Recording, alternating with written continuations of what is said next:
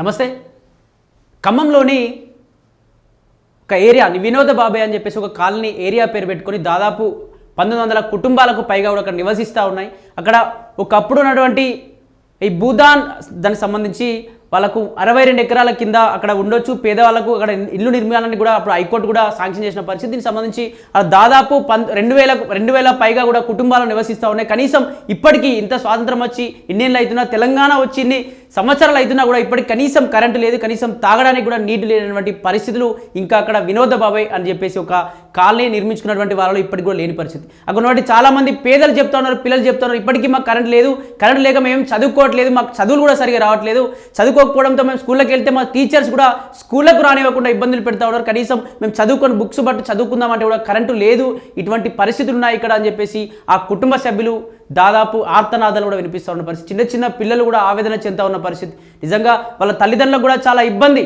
అంటే మా పిల్లలని ఏదో పై తల్లిదండ్రులు చదివించామన్నా కూడా కనీసం అక్కడ కరెంటు లేక తాగడానికి నీళ్ళు లేక ఎంతోమంది అనారోగ్యాల పట్ల పడి చనిపోతున్న పరిస్థితి. దీనికి సంబంధించి ప్రభుత్వాలు వాళ్ళు ఆదుకునే పరిస్థితి ఉండాలి. కానీ ఇప్పటి ప్రభుత్వాలు ఏం చేస్తూ ఉన్నాయంటే అక్కడ ఉన్నటువంటి వాళ్ళని ఆ భూముల్లోంచి వెళ్ళగొట్టి రాత్రే అర్ధరాత్రి 1 గంట నుంచి 4 గంటల వరకు పెద్ద ఎత్తున అక్కడ జేసీబీలు చేరుకోవడం, ఫైర్ ఇంజన్లు చేరుకోవడం, అంబులెన్స్లు చేరుకోవడం, అక్కడ పోలీసులు దాదాపు 15,000 మంది పైగా కూడా పోలీసులు అక్కడ చేరుకొని అక్కడ ఉన్నటువంటి బీద వాళ్ళందరినీ కూడా వాళ్ళ యొక్క రేకుల షెడ్లను కావచ్చు, వాళ్ళ యొక్క గుడిసెల్ని కూల్చేసి అక్కడ నుంచి దారుణంగా మళ్ళించిన పరిస్థితి. అందరినీ వ్యతిరేకించిన వాళ్ళని కావచ్చు, ప్రశ్నించే వాళ్ళని కావచ్చు, అంటే మమ్మల్ని తీసేస్తే ఎలా, మాకు ఒక ప్లేస్ను కూడా కేటాయించాలి అని చెప్పి చాలామంది కూడా ఆర్తనాదాలు వినిపించకుండా కూడా అక్కడ పోలీసులు అత్యుత్సాహంతో, అంటే అక్కడ ఉన్నటువంటి మంత్రులు ఇటు పొంగులేటి కావచ్చు, అలాగే తుమ్మల నాగేశ్వరరావు కావచ్చు, అలాగే ఉప ముఖ్యమంత్రి బట్టి విక్రమార్క కావచ్చు, వీళ్ళందరి మంత్రుల కనుసరణలో ఇది జరుగుతుంది అని చెప్పేసి కూడా అక్కడ ఉన్నటువంటి ఆ బాధితులు కావచ్చు, చిన్న పిల్లల కానుంచి కూడా చెప్తున్న పరిస్థితి. కానీ కనీసం ప్రభుత్వానికి కనిపించట్లేదా అని చెప్పేసి కూడా ఇక్కడ ప్రశ్న వేసుకోవాల్సిన పరిస్థితి ఏర్పడుతోంది. ఇప్పటికే బీఆర్ఎస్ ప్రభుత్వం అధికారంలో ఉన్నప్పుడు అక్కడ భూదాన్ ఏరియాలో అక్కడ ప్రజల యొక్క భూమిని గుంజుకోవడానికి వచ్చినప్పుడు అక్కడ కూడా పెద్ద ఎత్తున బలగాలని ఇక్కడ ఫైర్ ఇంజన్ అంబులెన్స్ ఆ టైంలో కూడా తీసుకొచ్చినప్పుడు గుతపలు అందుకొని, కట్టెలు రాడ్లు అందుకొని కూడా ప్రజలందరూ బీఆర్ఎస్ ప్రభుత్వ నాయకులను ఇక్కడ బీఆర్ఎస్ ప్రభుత్వంలో ఉన్నటువంటి పోలీసులందరినీ కూడా తరిమేసిన పరిస్థితి. అప్పుడు అయిపోయింది, ఇప్పటికి మేము సంతోషంగా జీవిస్తున్నాం, కనీసం కరెంటు లేకున్నా సరే, వాటర్ లేకున్నా సరే, కనీసం మాకై స్థలమైనా కనీసం ఉండడానికి గూడుంది, కట్టుకోవడానికి బట్ట లాంటివి మేము సంపాదించుకోగలుగుతున్నాం అని చెప్పేసి ఇప్పుడిప్పుడే సంతోషపడుతున్న పరిస్థితిలో మళ్ళీ అక్కడికి 15,000 మంది పోలీసులు వెళ్ళడం, కాబట్టి 62 ఎకరాల్లో 32 ఎకరాలు ప్రభుత్వానికి సంబంధించింది, మీరు 30 ఎకరాలు మీరు ఉంచుకొని 32 ఎకరాలు మాకు ఇవ్వండి అనడం. కానీ ఇందులో దాదాపు చాలా మంది రాజకీయ నాయకులు కావచ్చు, చాలా మంది ఇతర పార్టీ నాయకులు కావచ్చు, అందరూ కూడా ఇన్వాల్వ్ అయి ఉన్నారు అంటూ కూడా పెద్ద ఎత్తున వార్తలు వస్తూ ఉన్నాయి. ఇది నిజాలే అంటూ కూడా బాధితులు కూడా చెప్తా ఉన్న పరిస్థితి. దీనికి సంబంధించి ఆ ఏరియాకి అసలు నిజంగా ప్రజలు ఆర్తనాదాలు పడుతూ ఉన్నారా, ప్రభుత్వాల తప్పేమైనా ఉందా, లేకపోతే ప్రజల యొక్క తప్పేనా, ప్రజలే నిజంగా అక్కడ నుండి భూమిని ఆక్రమించుకున్నారని చెప్పేసి పూర్తి నిజ నిర్ధారణ కోసం అక్కడ మడతల వేలు కావచ్చు, కాలోజీ టీవీ కావచ్చు, ప్లస్ టీవీ తెలంగాణ కావచ్చు, ఇతర ఒక 10 మీడియాలు కలిసి అర్ధరాత్రి కూడా ఆ ఊరిలోకి వెళ్ళి అడిగేటువంటి ప్రయత్నం చేసినాయి. అక్కడ మాట్లాడుతుంటే కూడా రఘు కావచ్చు, జర్నలిస్టు నగేష్ కావచ్చు, అలాగే కాళోజీ శ్రీనివాస్ కావచ్చు, మాట్లాడుతుంటే కూడా కరెంటులు పోయినటువంటి పరిస్థితులు, అక్కడ పృథ్వన్న కూడా అక్కడికి వెళ్ళిన పరిస్థితి, అక్కడ ఉన్నటువంటి వాళ్ళ ఆర్తనాదాలు విన్నారు. నిజంగా చాలా ఇబ్బందులు పడుతూ ఉన్నాం, మాకు భూదాన్ సంబంధించి 60 ఎకరాలు వస్తాయి, 62 ఎకరాల్లో కూడా ఈ ప్రభుత్వం మళ్ళీ అందులో 30 ఎకరాలు లాగేసుకోవాలని చూస్తుంది. ఆ 30 ఎకరాలు లాగేసుకోవడమే కాకుండా ఇక్కడ ఉన్నటువంటి ఈ 3 మంత్రుల చొరవతో ఇతర పార్టీలు, అన్ని పార్టీలు, బీఆర్ఎస్ కావచ్చు, కాంగ్రెస్ కావచ్చు, కనీసం ప్రజల కోసం పోరాటం చేస్తున్నాం, మేము నిజంగా రైతుల కోసం కష్టపడుతున్నామని చెప్పి తిరుగుతున్నటువంటి సిపిఎం పార్టీలు అక్కడ ఇన్వాల్వ్ అయి ఉన్నాయని కూడా చెప్తాడు. మరి నిజంగా ఇన్వాల్వ్ కాకపోతే ఎందుకు మాట్లాడలేదు? సాంబశివరావు గారు నిజంగా ఖమ్మం నుంచే ఉన్నారు, ఖమ్మం నుంచే ఎమ్మెల్యేగా ఉన్నారు, ఖమ్మం జిల్లాలోని కాన్స్టిట్యున్సీలో ఎమ్మెల్యేగా పనిచేస్తున్నారు. ఎందుకు ఆ ఏరియాకు భూదాన్లో అక్కడ వినోద బాబాయ్ సంబంధించినటువంటి కాలనీలో ఆ ప్రజలు ఇబ్బందులు పడుతూ ఉంటే 15,000 మంది పోలీసులు అక్కడికి వెళ్ళి అంబులెన్సులు, ఇక్కడ ఫైర్ ఇంజన్లు అన్ని తీసుకెళ్ళి అక్కడ ఆర్తనాదాలు వినిపిస్తూ ఉంటే ఎందుకు మీరు అక్కడికి వెళ్ళి కనీసం మాట్లాడలేదు అని చెప్పేసి క్వశ్చన్ చేస్తా ఉన్నారు. నిజంగా పార్టీలు అందులో ఇన్వాల్వ్ అయ్యి లేకపోతే, పార్టీలు కావచ్చు, రాజకీయ నాయకులు ఎవరి యొక్క హస్తం లేకపోతే ప్రజలు ఎందుకు అంత ఇబ్బందులు పడుతూ ఉన్నారు? రాత్రి ప్రజలు లేవకముందే వెళ్ళి వాళ్ళ యొక్క గుడిసెలను కూల్చేయాల్సినటువంటి ఆ పరిస్థితులు ఎందుకు వస్తూ ఉన్నాయి? నిజంగా ఇక్కడ పార్టీలన్నిటి కూడా ప్రజలు గమనించాల్సిన అవసరం ఉంది. అంటే ఏ పార్టీని గెలిపించుకుంటా ఉన్నా, ఏ పార్టీలు మనకు న్యాయం చేస్తా ఉన్నా, ఏ పార్టీలు మనకు వ్యతిరేకంగా పరిపాలన కొనసాగిస్తున్నా అని చెప్పేసి ప్రతి ఒక్కరు ఖచ్చితంగా ఒక్కసారి ప్రశ్న వేసుకోవాలి. నిజంగా మీరు వేసేటువంటి ఒక ఓటు వల్ల మీ యొక్క జీవితాలే నాశనం చేసుకోవడానికి పూనుకుంటున్నాయని చెప్పేసి ఒకసారి గమనించాల్సిన అవసరం ఉంది. నిజంగా ఆ రోజు ఇష్యూ కవర్ చేసినాం. ఇష్యూ కవర్ చేసిన తర్వాత మరొక రోజు ఈరోజు రాత్రికి రాత్రే అర్ధరాత్రి నుంచి పోలీసు వెహికల్స్ అక్కడ పోలీసు బలగాలు తిరుగుతూ ఉన్నాయి. అక్కడ అందరినీ కూడా ఖాళీ చేయాలని చెప్పి జేసీబీలు పెట్టి డైరెక్ట్గా వాళ్ళ ఇళ్ళను కూల్ చేస్తూ ఉంటే ఏంది ఇక్కడ ఏంటి ప్రజాపాలన అని చెప్పేసి ప్రజా వ్యతిరేకమైనటువంటి ఆ పాలన కొనసాగుతుంది. రేవంత్ రెడ్డి ప్రభుత్వం వచ్చినప్పటి నుంచి కూడా హైడ్రా పేరుతో పేదల ఇల్లు మొత్తం కూల్చేయాలని జరుగుతూ ఉన్నాయి. ప్రభుత్వం నిజంగా పేదలకు ఇల్లు కట్టిస్తాం, దాదాపు నియోజకవర్గాల పరిధిలో దాదాపు చాలా ఇల్లు కూడా కేటాయిస్తామని చెప్పేసి చెప్పినటువంటి రేవంత్ రెడ్డి ప్రభుత్వం కనీసం వాళ్ళకు ఉండడానికి ఇల్లు ఇవ్వకపోయినా సరే వాళ్ళ భూమిలో వాళ్ళు అప్పు చేసో ఏదో ఒకటి కూలి నల్ల చేసో కట్టుకునేటువంటి పరిస్థితులు ఉంటాయి. కానీ వాళ్ళ యొక్క ఉండేటువంటి ఇళ్ళనే కూల్చేస్తున్నావు కదా. ఇక్కడ గాంధీ విగ్రహం కోసం గాంధీ విగ్రహాన్ని ఏర్పాటు చేయడం కోసం ఏదో గాంధీ కళ్ళలోకి వచ్చి చెప్పినట్టుగా గాంధీ విగ్రహం పెట్టడం కోసం అక్కడ ఉండేటువంటి పేదల ఇల్లు కూల్చేటువంటి పరిస్థితులు కూడా ఏర్పడుతున్నాయి. అంటే గాంధీ స్వాతంత్ర ఉద్యమాన్ని తీసుకొచ్చింది ఇందుకేనా? అంటే భారతదేశానికి స్వాతంత్రం తీసుకోవడంలో గాంధీ యొక్క ప్రాణాలకు తెగించి కూడా పోరాటం చేసింది కదా. అంటే గాంధీ ఈ పేదల ఇళ్లను కూల్చేయడం కోసమే స్వాతంత్రం తీసుకొచ్చిండా? ఎందుకు పేద ప్రజల పక్షాన్ని వెళ్తారు? ఎందుకు పెద్ద బడాబాబులు పెద్ద టవర్లు ఆ టవర్లంతా ఎత్తు కూడా పెద్ద ఎత్తున బిల్డింగ్లు కడతా ఉంటారు. 10-20 ఎకరాల బిల్డింగ్ 10-20 అంతస్తుల యొక్క బిల్డింగ్ కడతారు. పెద్ద ఎకరాలు కూడా అక్కడ వాళ్ళ యొక్క కైవసం చేసుకొని కడతా ఉంటే వాళ్ళకి అనిపించరు. కానీ పేదల ఇల్లు కనిపిస్తే పేదలు ఎక్కడైతే వాళ్ళు అసలు ప్రశ్నించడానికి నోచుకోరో, కనీసం వాళ్ళకి ఆధార్ కార్డులు ఉండవు, వాళ్ళు మాత్రమే కనిపిస్తారు. వాళ్ళని అక్కడ నుంచి తరిమేసి అక్కడ ఉన్నటువంటి లక్షల ఎకరాల భూములను కబ్జా చేసేటువంటి ఆ పరిస్థితులు కొనసాగుతున్నాయి. నిజంగా దీన్ని మళ్ళీ కవర్ చేయాలి. ఇష్యూ వల్ల చాలా పేదలు ఇబ్బందులు పడుతూ ఉన్నారని చెప్పేసి మళ్ళీ ఇక్కడ జల్లిస్ రఘు కావచ్చు, కాలువ శ్రీనివాస్ కావచ్చు, అలాగే ప్లస్ టీవీ తెలంగాణ నగేష్ కావచ్చు, ఇతర మీడియా ఛానల్ ఒక 10 మీడియా ఛానల్ వరకు ఇక్కడ వెళ్తూ ఉన్నాయి. ఖమ్మం పర్యటిస్తున్న క్రమంలో నకిరేకల్ ఉన్నటువంటి టోల్ గేట్ వద్ద వాళ్ళని యొక్క పోలీసులు అడ్డుకునేటువంటి ప్రయత్నం జరిగింది. అంటే వీళ్ళు ఆల్రెడీ ఇక్కడ నుంచి స్టార్ట్ అయిపోయారు. ఇక్కడ వస్తే మళ్ళీ జర్నలిస్ట్ రఘు కావచ్చు, వీళ్ళందరూ ఇప్పటికే ప్రభుత్వాన్ని వ్యతిరేకిస్తున్నారు. ప్రభుత్వం యొక్క పాలన కావచ్చు, ప్రభుత్వం ఎక్కడైతే పేదలకు అన్యాయం చేస్తుందో అక్కడ ప్రశ్నిస్తూ వస్తూ ఉన్నారు. ప్రభుత్వానికి మళ్ళీ ముప్పు తెచ్చే విధంగా ఉన్నారు. ఎందుకంటే రేవంత్ రెడ్డి ప్రభుత్వాన్ని తీసుకొచ్చిందే ఇక్కడ ఈ జర్నలిస్టులు కాబట్టి, ఈ 10 మీడియాలే రేవంత్ రెడ్డి ప్రభుత్వాన్ని తీసుకొచ్చాయి కాబట్టి వీళ్ళు కూడా మన ప్రభుత్వాన్ని కూల్చేసేటువంటి ప్రమాదం ఉంది. ఫస్ట్ వాళ్ళని అక్కడికి రానివ్వకండి అని చెప్పేసి అక్కడ ఉన్నటువంటి 3 మంత్రుల నుంచో లేకపోతే డైరెక్ట్గా రేవంత్ రెడ్డి నుంచో కాల్స్ రావడంతో ఇంటెలిజెన్స్ వ్యవస్థ పెద్ద ఎత్తున చాలా అంటే ఇక్కడ కిడ్నాపులు జరిగిన, ఇక్కడ దొంగతనాలు దారి దోపిడీలు జరిగిన, ప్రజలకు ఇబ్బందులు జరిగిన అక్కడ ఇంటెలిజెన్స్ వ్యవస్థ కావచ్చు, పోలీసులు ఎక్కువ వాళ్ళ యొక్క చురుకుదనం చూపరు. కానీ ఇటువంటి పరిస్థితుల్లో మాత్రం వెంటనే క్యాచ్ చేసుకో నగరేకల్లో ఉన్నటువంటి ఇక్కడ టోల్ గేట్ వద్ద వాళ్ళందరినీ మాట్లాడుతూ ఉంటే కూడా ఇక్కడ లా అండ్ ఆర్డర్ ప్రాబ్లం వస్తుంది. ఇక్కడ నుంచి ఖచ్చితంగా మీరు వెళ్ళిపోవాలి, అక్కడ వెళ్ళడానికి మీకు పర్మిషన్ లేదని చెప్పేసి కనీసం వారంటీ అరెస్ట్ అయ్యారని చెప్పేసి వారంటీ కూడా చూపించకుండా వాళ్ళందరినీ ఇష్టం దగ్గర చూసుకోవచ్చు ఇష్టానురీతిగా గల్లలు పట్టి లాక్కెళ్తున్నటువంటి పరిస్థితులు చూసినాం. అంటే ఏ జర్నలిస్టుల వల్ల అయితే నీ తెలంగాణ ప్రభుత్వం వచ్చిందో, ఏ జర్నలిస్టుల వల్ల అయితే 20 సంవత్సరాలు 30 సంవత్సరాలు వెనుకపోయినటువంటి నీ కాంగ్రెస్ ప్రభుత్వాన్ని అధికారంలోకి తీసుకొచ్చిన జర్నలిస్టులను నువ్వు అరెస్ట్ చేస్తూ ఉంటే నీకు పుట్టగతులు ఉంటాయా? అసలు ఈ ప్రభుత్వం ఉంటుందా? కాంగ్రెస్ ప్రభుత్వం ఎన్నేళ్ళు ఉంటుంది? యూట్యూబ్ ఛానళ్ళ వల్లనే కదా నీ అధికారంలోకి వచ్చింది. నువ్వు ఇప్పటికీ చాలామంది ఇతర పార్టీ నాయకులు కావచ్చు చాలామంది మాట్లాడుతుంటే రేవంత్ రెడ్డి జాక్పాట్లో ముఖ్యమంత్రి అయ్యిండు అని. నిజంగా అది నిజమే అని చెప్పేసి నువ్వే నిరూపించుకున్నట్టుగా కూడా అనిపిస్తా ఉంది. అసలు నిజంగా అక్కడ ఏం జరిగింది ఏంటి? అసలు నిజంగా పోలీసులు ఏమైనా వారెంట్ చూపించారు? ఎందుకు అరెస్ట్ చేయాల్సి వచ్చిందని చెప్పేసి ఒక్కసారి అక్కడ ఉన్నటువంటి మా జర్నలిస్ట్ మా plus TV Telangana senior journalist Nagesh గారితో ఒకసారి మాట్లాడేటువంటి చూద్దాం. ఒకసారి అసలు ఏం మాట్లాడతారో, అసలు ఏం జరిగింది అక్కడ ఉన్నటువంటి ఆ విశేషాలు ఏంటి అని చెప్పేసి ఒకసారి మాట్లాడే ప్రయత్నం చేద్దాం.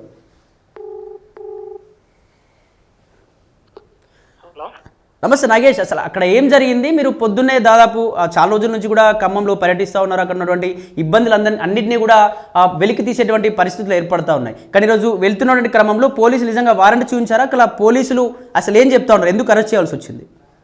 అసలు వాళ్ళు ఎందుకు అరెస్ట్ చేసిరని వాళ్ళని అడిగితే వాళ్ళ దగ్గర కూడా సమాధానం లేదు. అక్కడికి మీరు వెళ్ళడం వల్ల ఏమన్నా అరాచకాలు జరుగుతాయని చెప్పి చెప్తా ఉన్నారు. అరాచకాలు ఏంది అని చెప్పేసి అడిగితే కూడా దానికి సమాధానం లేదు.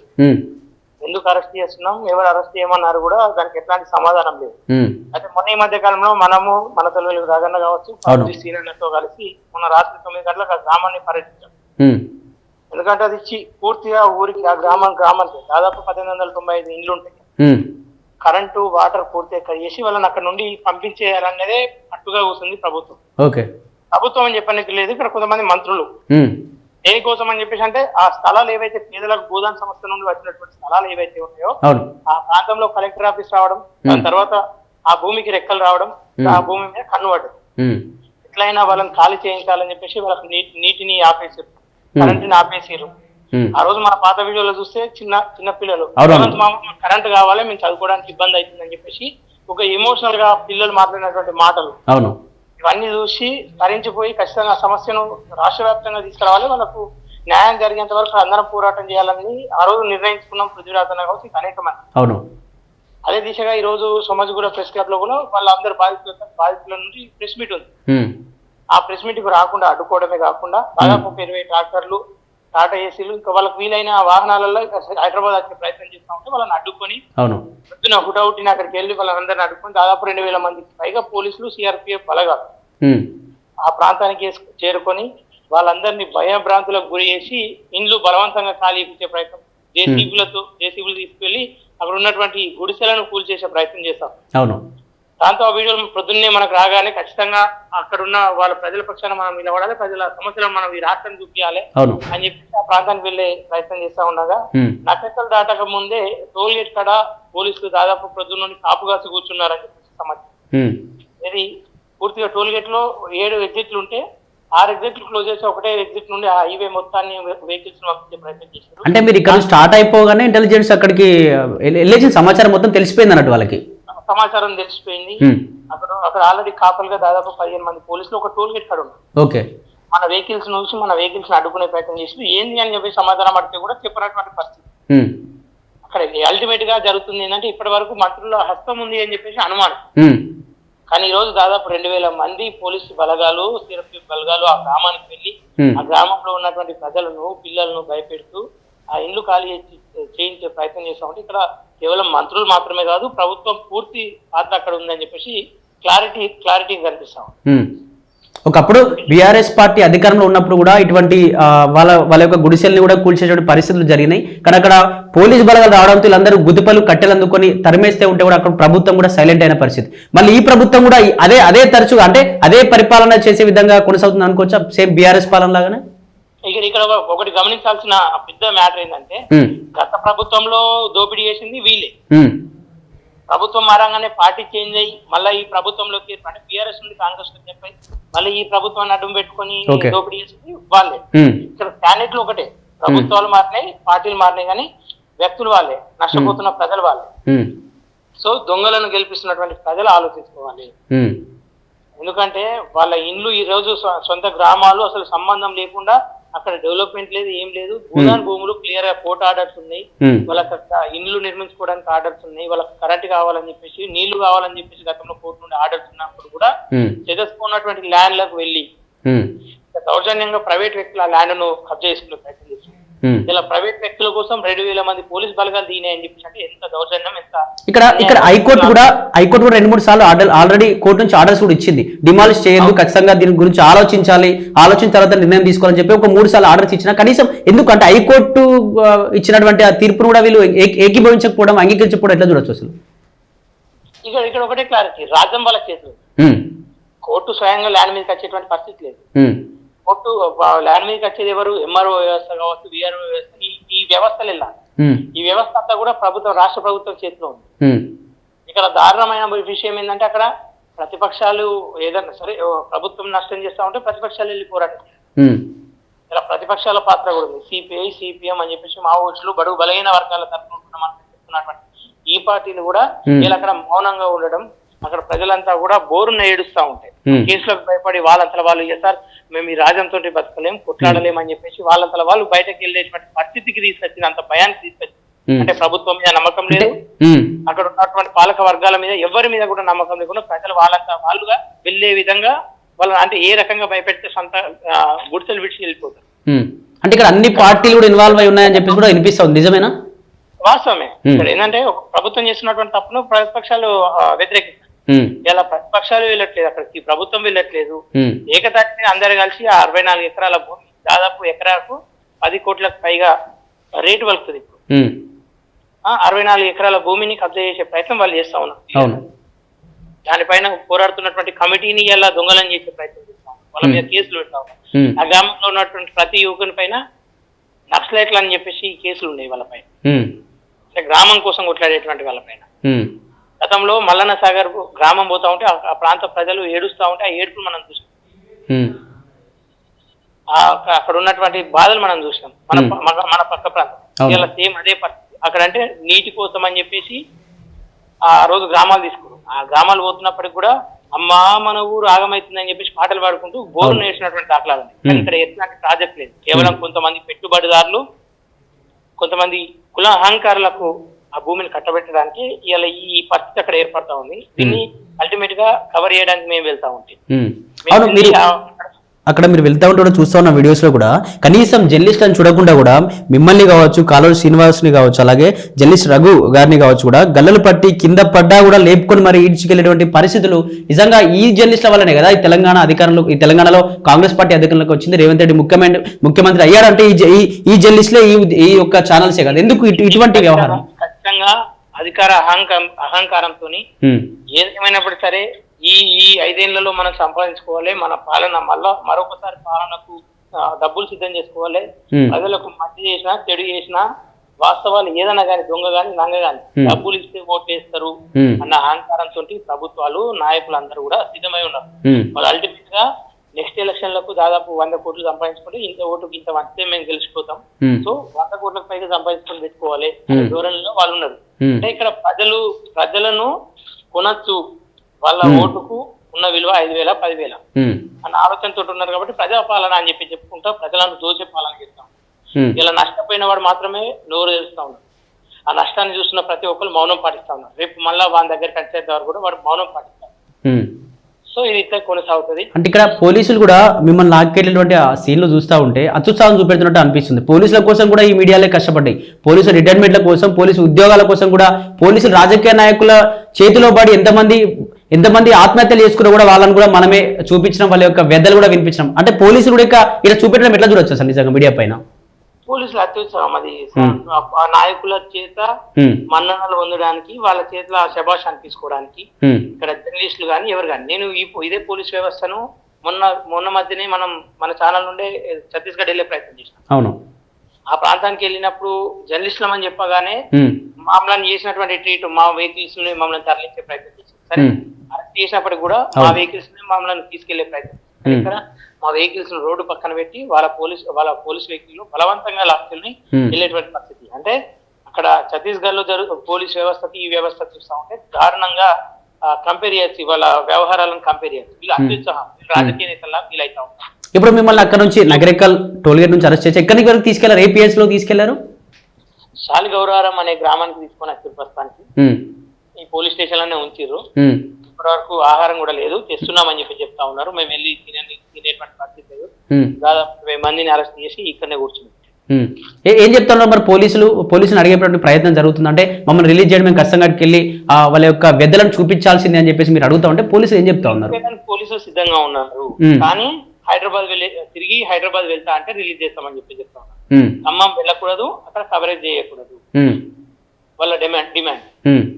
అంటే ఇది మనం అంటే మీడియా చేతుల నుండి ప్రజల చేతులకు వెళ్ళాలి. ఇప్పుడు క్లియర్ గా ఒకటే చెప్పదలుచుకున్నాం, ప్రజలు అల్టిమేట్ గా ఆలోచించాలి. మనం ఎట్లాంటి నాయకులను ఎత్తుకుంటున్నాం, ఎట్లాంటి వాళ్ళను మనం మోస్తున్నాం, ఎట్లాంటి వాళ్ళకు ఓట్లు వేస్తున్నాం, ఈ ప్రజలే ఆలోచించుకోవాలి. ఈసారి ఇట్లా ఉందండి, మరోసారి ఈ ప్రభుత్వాలు ఇంకా రాను పెద్దగా పెరిగే అవకాశాలు ఉంటాయి. ప్రభుత్వాల దౌర్జన్యానికి బలయ్యేది జర్నలిస్టుల కంటే ముందు ప్రజలు. అది ప్రజలే ఆలోచించుకోవాలి. ప్రజల మీదనే వదిలేద్దాం. అనేక మార్లు చెప్పినాం, నోటుకు ఓటు నమ్ముకోకండి, నిజాయితీ పరులను గెలిపించుకోండి అని చెప్తా ఉన్నాం. వీళ్ళ ఈ ప్రజల తరఫున వీళ్ళ పక్షాన మాట్లాడేటువంటి ఒక్క ఎమ్మెల్యే కూడా లేడు అని చెప్తే అది ముమ్మాటికి ప్రజలు చేసుకున్న తప్పే, ద్రోహమే. ప్రజలే అనుభవిస్తా ఉన్నారు. ఓకే, మీరు చివరిగా మరి హైదరాబాద్కి వచ్చేటువంటి పరిస్థితులు ఉన్నాయా? మరి పోలీసు ఒకరు పంపిస్తే, లేకపోతే లేదు ఖచ్చితంగా అక్కడి వరకు వెళ్ళినాం, ప్రజల యొక్క వెదలు చూపెట్టేదాకా మేము బయటకు రామని చెప్పేసి 100% ఖమ్మం వెళ్లే ప్రయత్నం చేసినప్పుడు కూడా పోలీసులు పంపేటువంటి దాఖలాలు కనిపిస్తలేవు. దాదాపు ఈ ప్రాంతంలో ఉన్నటువంటి 5 సర్కిల్ పోలీస్ స్టేషన్లు మా కోసం వెయిట్ చేస్తా ఉన్నాయంటే వాళ్ళు ఎంత నిర్బంధానికి, ఎంత దారుణంగా, ఎంత మెంటల్ గా ఫిక్స్ అయి ఉన్నారో అర్థం చేసుకోవాలి. ఆ ప్రాంతంలో ఉన్నటువంటి మెయిన్ స్ట్రీమ్ మీడియా కావచ్చు, ఇంకా అనేక మంది వాళ్ళు ఎట్లా కవర్ చేయరు.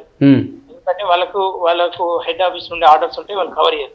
అంతే ఏమంటా ఉన్నా అంటే ఆ ప్రాంతంలో ఉన్నటువంటి యువత, ఆ ప్రాంతంలో ఉన్నటువంటి నిజాయితీ పరులు, నీతి పరులు, దయచేసి మీరు మేల్కోవాలి.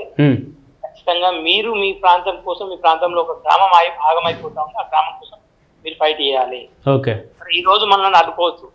మీరు పోరాటం చేస్తా ఉంటే ఖచ్చితంగా మిమ్మల్ని చేరుకోవడానికి 100% మేము ప్రయత్నం చేస్తాం, వచ్చి తీరుతాం. అక్కడ ఉన్న సమస్యను ఈ సమాజాన్ని చూపించే ప్రయత్నం 100% జరుగుతుంది. అక్కడ ఉన్నటువంటి యువత మేల్కోవాలి ఒకటి. Right, thank you Nageshwar. Okay, ఇక్కడ ఇవి పరిస్థితులు అంటే ఒకప్పుడు బీఆర్ఎస్ ప్రభుత్వం చాలా అరాచకాలు చేస్తూ ఉంది, ఇక్కడ పేదలకు ఇబ్బందులు గురి చేస్తూ ఉంది, పేదల ఇళ్లను కూడా కూల్చేటువంటి పరిస్థితులు ఏర్పడ్డాయని చెప్పేసి ప్రభుత్వంలో కనీసం ఉద్యమకారులకు కావచ్చు, నిరుద్యోగులకు కావచ్చు చాలా అన్యాయం జరుగుతుంది. అసలు తెలంగాణ వచ్చినప్పటి నుంచి ఎప్పుడైతే బీఆర్ఎస్ పార్టీ ఏలిందో, టీఆర్ఎస్ పార్టీగా ఉన్నప్పటి నుంచి 12 సంవత్సరాలు ఏ విధంగా పరిపాలన కొనసాగించిందో, ఆ పరిపాలన నచ్చక వ్యతిరేకంగా అందరూ గడప గడప తిరిగి ప్రత్యామ్నాయంగా మరొక పార్టీ అధికారంలోకి రావాలి, ప్రభుత్వం పెద్ద ఎత్తున కూడా పేదలకు ఇబ్బందులు గురి చేస్తూ ఉంది అని చెప్పేసి కాంగ్రెస్ పార్టీని అధికారంలోకి తీసుకొస్తే ఈ ప్రభుత్వం వచ్చినాక మళ్ళీ అదే నిరుద్యోగులకు ఇబ్బందులు, రైతులకు ఇబ్బందులు, జర్నలిస్టుల పైన అటు సోషల్ మీడియా జర్నలిస్ట్ కావచ్చు, అలాగే మెయిన్ స్ట్రీమ్ జర్నలిస్టుల పైన కూడా దాడులు చేయడం. కనీసం ఇక్కడ చూసుకో జర్నలిస్టులను కూడా చూడకుండా గల్లలు పట్టి ఇడ్చుకెళ్ళడం. అసలు ఇది ఈ పోలీసులకు కూడా మేమే కదా సహాయం చేసేది. మీ పోలీసులకు సరిగా రిటైర్మెంట్ రాక మీ పోలీసులు రాజకీయ వ్యక్తుల యొక్క చేతిలో పడి నలిగిపోతూ ఉంటే, రాజకీయ శక్తుల్లో ఇబ్బందులు పడి ఎక్కడ పడితే అక్కడ మిమ్మల్ని సస్పెన్షన్ ఆర్డర్స్ ఇస్తూ ఉంటే మీరు మా దగ్గరికి వచ్చే కదా, మీరు అత్యుత్సాహం చూపెట్టి ఇక్కడ ఇష్టాన్ రీతిగా జర్నలిస్ట్ని లాక్కెళ్ళడం అసలు ఎంతవరకు కరెక్ట్? ఒకసారి విందాం. జర్నలిస్ట్ రగన్న కూడా మాట్లాడుతూ ఉన్నాడు పోలీసులతో. ఇక్కడ మాట్లాడుతూ ఉన్నటువంటి అంశంలో చూసుకున్నట్టయితే అన్న ఏం చెప్తా ఉంటే, మీకు లా అండ్ ఆర్డర్ ప్రాబ్లం వస్తుంది అక్కడికి వెళ్తే అని చెప్పేసి పోలీసులు చెప్తా ఉన్నారు. అక్కడ అన్న సమాధానం ఏం చెప్పిండు? సరే లా అండ్ ఆర్డర్ ఇష్యూ వస్తుంది అంటే మేమన్నా రాళ్ళు పట్టుకొని వెళ్తున్నామా, లేకపోతే కత్తులు కటారాలతో వెళ్తున్నామా, అక్కడ ఏమన్నా వాళ్ళందరినీ కూడా కొట్టేందుకు వెళ్తూ ఉన్నారు? కనీసం వాళ్ళ యొక్క పరిస్థితులు ఏ విధంగా ఉన్నాయి, నిజంగా ఇక్కడ ప్రభుత్వమే ఇబ్బందికి గురి చేస్తూ ఉందా, లేకపోతే ఇక్కడ ఉన్నటువంటి ప్రజలే, ఇక్కడ ఉన్నటువంటి పేద ప్రజలు ఏమన్నా వాళ్ళకు ఉండడానికి ఇల్లు లేక అక్కడ ఉన్నటువంటి కబ్జా చేసేటువంటి పరిస్థితులు ఏమన్నా ఉన్నాయా, అక్రమంగా అక్కడ ఇల్లు కట్టుకొని గుడిసెలు వేసుకొని ఉంటున్నారా అని చెప్పేసి చూపించడానికి పోయినాం. ప్రజలకి అసలు ప్రభుత్వాల యొక్క పనితీరును చూపెట్టడానికి వెళ్తుంటే మీరు వెళ్ళడం వల్ల లా అండ్ ఆర్డర్ ఇష్యూ వస్తుంది, మీరు వెళ్ళడం ఎవరికి ఇష్టం లేదు అనడం వాళ్ళందరినీ కూడా కనీసం అక్కడ 2 కార్లు వెళ్ళిరు. ఇక్కడ ఉన్నటువంటి ఛానల్స్ మొత్తం 2 కార్లు వెళ్తే వాళ్ళ కాళ్ళని పక్కకు మళ్ళించి మళ్ళీ ఇక్కడ వీళ్ళు వెనక్కి తిరిగి ఇక్కడ మళ్ళీ వీళ్ళు పోలీసులు కూడా తప్పించుకొని మళ్ళీ అక్కడ ఆ ప్రదేశానికి వెళ్తారేమో అని చెప్పేసి ఓన్లీ పోలీసు వెహికల్లోనే వాళ్ళ వెహికల్ నుంచి దించేసి పోలీసు వెహికల్ తీసుకెళ్ళి ఇక్కడ శాలి గవర్నమెంట్ ఆ పిఎస్లోకి తీసుకెళ్ళి కనీసం ఇప్పటికి కూడా మంచినీళ్ళు ఇవ్వకుండా, ఆహారం ఇవ్వకుండా, కనీసం జర్నలిస్టులు కూడా ట్రీట్ చేయకుండా, నిజంగా ఆహారం ఇవ్వకుండా ఇబ్బందులకు గురి చేస్తూ ఉన్నది ప్రభుత్వం. ఈ ప్రభుత్వం రావడానికి కారణమైనటువంటి మేమే ఇక్కడ జర్నలిజం సిగ్గుపడాల్సిన పరిస్థితి ఏర్పడింది అని చెప్పేసి కూడా ఇక్కడ నగేష్ కావచ్చు, అక్కడ జర్నలిస్ట్ దాసరి రఘు కావచ్చు, అలాగే దాసరి శ్రీనివాస్ కావచ్చు చెప్తున్న పరిస్థితి. నిజంగా చెప్తా ఉన్నాం, ఏ పార్టీలు అధికారంలోకి రావాలని, ఏ పార్టీ అధికారం దిగాలన్నది ఇక్కడ యూట్యూబ్ ఛానల్ తెలుసుకుంటే అవుతుందని చెప్పేసి ఇక్కడ పార్టీలకు అర్థమైపోయినాయి, ప్రతిపక్షాలకు కూడా అర్థమైపోయినాయి. ప్రతిపక్షాలకు చాలా అర్థమైంది, ఆ జర్నలిస్టుల వల్లనే మా అధికారం కోల్పోయినాం, యూట్యూబ్లు చాలా ఇంపార్టెంట్ అని చెప్పేసి పెద్ద ఎత్తున యూట్యూబ్లను గౌరవిస్తూ ఉన్నది గత ప్రభుత్వం నుండి బీఆర్ఎస్ పార్టీ, ఇప్పుడు ప్రతిపక్షంగా ఉన్నటువంటి ఆ పార్టీ. కేటీఆర్ కావచ్చు, కేసీఆర్కు చాలా తెలిసిపోయింది యూట్యూబ్ ఛానల్ వల్ల ఎంతటి అనర్థాలు ఉంటాయి, ఎంతటి నష్టం జరుగుతుందని చెప్పేసి చాలా అర్థమైంది. కానీ ఖచ్చితంగా ముందు ఇక్కడ ఉన్నటువంటి ఖమ్మంలో మంత్రులు కావచ్చు, అంటే నిజంగా అస్తం ఉందో లేదో తెలియదు, మనం డైరెక్ట్ అనలేము. నిజంగా అక్కడ ఉన్నటువంటి మంత్రులు కూడా రియాక్ట్ కావాల్సిన అవసరం ఉంది. ఇక్కడ ఇతర పార్టీలు సిపిఐ కావచ్చు, సిపిఎం పార్టీ రైతుల కోసం ఉన్నాం, పేద ప్రజల కోసం ఉన్నాం, బడుగు బలహీన వర్గాల కోసం పోరాటం చేస్తూ ఉన్నామని చెప్తూ తిరుగుతున్నటువంటి ఈ కామ్రేడ్ పార్టీస్, ఇటు సిపిఐ కావచ్చు, సిపిఎం కావచ్చు, న్యూ డెమోక్రటిక్ ఆ పార్టీలన్నీ కూడా ఖచ్చితంగా అక్కడికి వెళ్ళాలి, ప్రజల యొక్క పరిస్థితులను తెలుసుకోవాలి, ఇక్కడ ప్రభుత్వాలు ఎందుకు ఈ విధంగా ప్రభుత్వం వీళ్ళని ఇబ్బందులకు గురి చేస్తూ ఉందో తెలుసుకోవాలి. నిజంగా ఎంతటి ఆర్తనాదాలు అంటే పాపం చదువుకునేటువంటి పిల్లలు కూడా చెప్తా ఉన్నారు, నిజంగా మేము చదువుకోవడానికి చాలా ఇబ్బంది అవుతుంది, మా నీళ్లు బంద్ చేశారు, మా కరెంటు బంద్ చేశారు, ఇక్కడ నుంచి ఎటువంటి ఫెసిలిటీస్ తీసుకురాకుండా కనీసం షాప్కి వెళ్ళి అన్న కిరాణా సామాన్ కొనుకొచ్చుకునేటువంటి పరిస్థితులు కూడా లేవు. మేము అసలు తిండి లేకుండా కనీసం సరే ఆహారం లేకుండా బతకలుగుతాం, కానీ కనీసం వాటర్ని కూడా ఆపేసేటువంటి పరిస్థితులు కొనసాగుతున్నాయి. అంటే నిజంగా తెలంగాణను సాధించుకున్నది ఎందుకేనా? భారతదేశంలో స్వాతంత్రాన్ని సాధించుకున్నది ఎందుకేనా? మళ్ళీ అవే బతుకులు తెలంగాణ రాని ఉమ్మడి ఆంధ్రప్రదేశ్ ఎటువంటి పరిస్థితులు ఉన్నాయో మళ్ళీ ఆ పరిస్థితులు ఏర్పడుతుంది. ఖచ్చితంగా ఇక్కడ తుదిగా మారాల్సింది మాత్రం ప్రజలే. వాళ్ళు ఇచ్చేటువంటి 500 నోటుకో 1000 రూపాయల నోటుకో ఓటు నమ్ముకొని ఎవరిని పడితే వాడిని అధికారంలోకి తీసుకొచ్చి అసెంబ్లీ సీట్లో కూర్చునబెడితే మన బతుకుల్ని, మన ఇంటిని, మన ఉండేటువంటి జాగని కూడా గుంజుకునేటువంటి పరిస్థితులు ఏర్పడుతూ ఉన్నాయి. ఖచ్చితంగా ప్రజలు కూడా మారాలి, పోలీసులు కూడా అత్యుత్సాహం ప్రదర్శించొద్దు. ఎందుకంటే పోలీసులకు ఆదుకునేది, పోలీసులను గౌరవిస్తాం. ఎక్కడైనా ఏదైనా ప్రొటెస్టులు జరుగుతూ ఉంటే పోలీసులు వద్దు, మేము చాలా లా అండ్ ఆర్డర్ ఇష్యూ వస్తుందండి, వాళ్ళను మేము అరెస్ట్ చేయాల్సిన పరిస్థితులు ఉంటే మీరు వదిలేయండి, కొంచెం మీరు వాయిస్లు తీసుకోవడం కావచ్చు, మీరు వీడియో రికార్డింగ్లో ఆపేసి మేము వాళ్ళని తీసుకెళ్ళిపోతామని చెప్పి చాలామంది కూడా గౌరవించి మాట్లాడిన పరిస్థితులు ఉన్నాయి. గౌరవించి మాట్లాడిన చాలా పోలీసులు పెద్ద ఏసీపీ నుంచి ఎస్ఐలు, ఏసీపీలు, సీఎల్ అందరూ గౌరవించేటువంటి పరిస్థితులు ఉన్నాయి. కానీ ఇక్కడ పోలీసులు అత్యుత్సాహం చూపెట్టదు. ఎందుకంటే మాకు టైం వస్తుంది, మీకు కూడా ఇబ్బందులు జరుగుతాయి, రాజకీయ నాయకుల నుంచి మీకు కూడా చాలా ఇబ్బందులతో ఆత్మహత్యకు వెళ్ళేటువంటి పరిస్థితులు అయితే, ఇంక్రిమెంట్లు ఉండవు, మీరు రిటైర్ అయిపోయిన తర్వాత ఇంక్రిమెంట్లు ఉంటాయి, మీకు సంబంధించిన పెన్షన్స్ ఉండవు, అప్పుడు మళ్ళీ మా మీడియా దగ్గరికి మీరు రావాల్సిన పరిస్థితులు ఉంటాయి. కాబట్టి ఖచ్చితంగా మీరు మాకు సహకరిస్తే మేము ఖచ్చితంగా మీకు సహకరించాల్సిన పరిస్థితులు ఉంటాయి. రాజకీయ నాయకులు ఏదో చెప్పారు అని చెప్పేసి నీకేదో ఎస్ఐ నుంచి సిఐగా మారుస్తూ ఉన్నారు, సిఐ నుంచి ఎస్పీగా పోస్ట్ ఇచ్చే అవకాశం ఉంది, వీళ్ళని ఆపాలి అని చెప్పేసి ఆపే ప్రయత్నాలు చేస్తే ఖచ్చితంగా మీ భవిష్యత్తుకే ఎఫెక్ట్ అయ్యే ఛాన్స్ ఉంటుంది. ఖచ్చితంగా ఇటు ప్రభుత్వాలు కూడా నిర్ణయించుకోవాలి, ఇతర పార్టీలన్నీ కూడా, ప్రతిపక్ష పార్టీలు వచ్చి ఇతర పార్టీలన్నీ కూడా ప్రజల దగ్గరికి వెళ్ళాలి, ప్రజల యొక్క ఆర్తనాదాన్ని కూడా తెలుసుకునే ప్రయత్నం చేయాలి. రేవంత్ రెడ్డి ప్రభుత్వం కూడా ఇటువంటి దౌర్జన్యానికి పూనుకోవద్దు. మళ్ళీ ఇటువంటి దౌర్జన్యానికి పూనుకుంటే మళ్ళీ ఖచ్చితంగా రేవంత్ రెడ్డిని కావచ్చు, రేవంత్ రెడ్డి యొక్క పార్టీని కావచ్చు, రాజకీయంగా బొద్దపెట్టేటువంటి పరిస్థితులు త్వరలో ఉన్నట్టుగా కూడా అనిపిస్తుంది. ఖచ్చితంగా ఇవన్నీ మానుకొని ప్రజలకు కావచ్చు, పేద ప్రజల పక్షాన ఉంటాం, పేద ప్రజల కోసం పోరాటం చేస్తూ ఉన్నాం. ఇది ప్రజా పాలన, ఇది ప్రజల కోసం మాత్రమే కాంగ్రెస్ పార్టీ, ఇది ఇందిరమ్మ రాజ్యం అని చెప్తున్నటువంటి కాంగ్రెస్ నాయకులంతా కూడా ఒకసారి ఆలోచించాలి,